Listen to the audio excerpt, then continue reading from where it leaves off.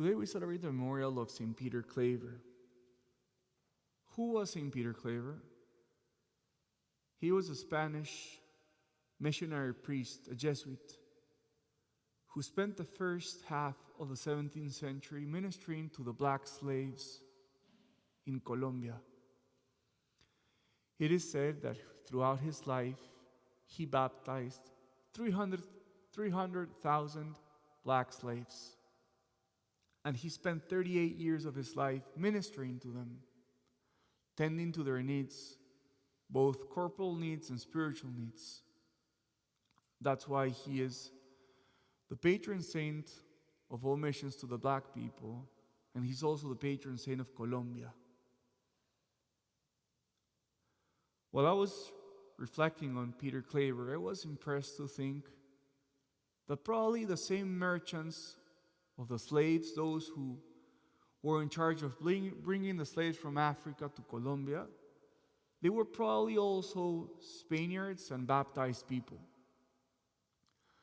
But they were people who were looking only for their own profit and benefit, people who were looking for their economic and financial advancement. Peter Claver, on the other hand, he didn't look for his own advancement or for his own benefits.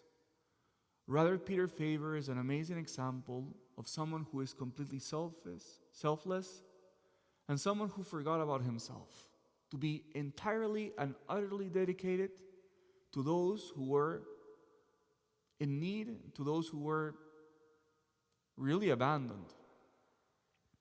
I strongly encourage you today to read the Office of Reading of St. Peter Claver that offers us a letter, a description of his day-to-day work, and how he went to look not only for the slaves, but for those slaves who were sick and almost left to die in a cruel way. Peter Claver is another example of how faith and the gospel penetrating into our souls and minds can really make us care for those who seem to be irrelevant, unimportant to the world. He gave himself the name slave of all the slaves. So today, brothers and sisters, let us consider to ourselves, how can I forget more about my own needs and care more for the needs of others?